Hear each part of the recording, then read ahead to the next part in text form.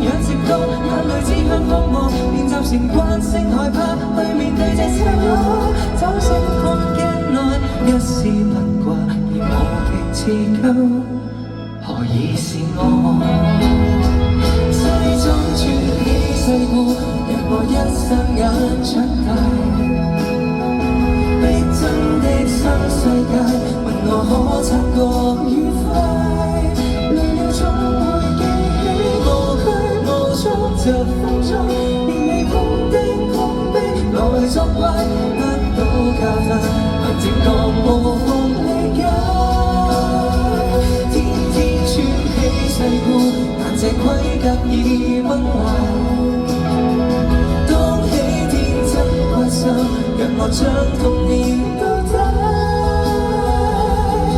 放棄進階那資格可不可？任我好問好奇，就算錯，請不要怕，隨便逃或無點解，輕快，其實怕會看一眼，發現多喘氣得到的，也只得偏見。我面都忘了今天，終點卻是起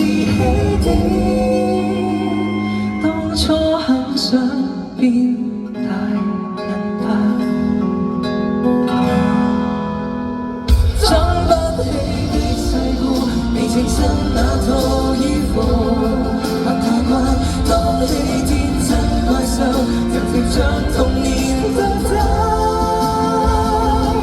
再次勇敢去相信可不可，任我好問好奇，就算錯都不再怕，從來如孩童地過，靠說成見解，